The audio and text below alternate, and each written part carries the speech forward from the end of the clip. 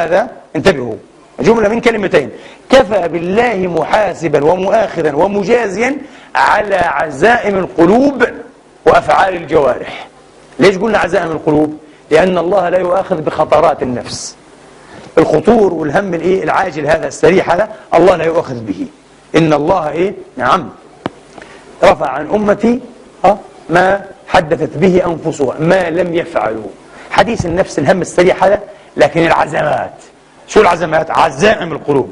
واحد كان عنده عزيمة، ذهب الخمارة بده يسكر، ما فيش كلام، وراح لقيها مسكر وزعل وغضب، وهي الوحيدة فاتحة في الليل الساعة 2 في الليل وغضب، يكتب عند الله أنه سكر، والله بيكتب له عارف قديش القدر اللي حيسكره، بيكتب له ويسأل عنه يوم القيامة، لأنه كان عنده عزيمة.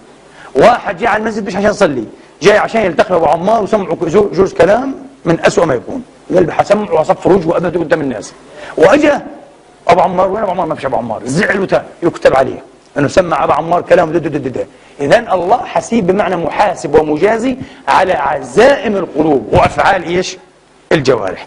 أما الهم السريع والخطور كذا فلا يؤاخذ به المرء إن شاء الله تبارك وتعالى كرما من الله. نعم. ما كان محمد أبا أحد من رجالكم، أي أبا حقيقيا، وإلا فقد صح عنه أنه قال أنا لكم بمثابة الوالد. النبي قال أنا لكم زي الأب، انتبهوا. أيوه، لكنه ليس أبا حقيقيا تترتب على أبوته لنا ما يترتب على الأبوة الحقيقية من حرمة ماذا؟ من حرمة الزواج. الأب ممنوع يتزوج بنته، بس النبي كان بيتزوج بناتنا، صح ولا لا؟ بنات المؤمنين عادي، لأنه ليس أبا حقيقيا. واضح؟ لو كان حقيقيا لما حل وتزوج أي امرأة من أمته، ولا مش صحيح؟ لأنه أبوه له ليس أبا حقيقيا من حرمة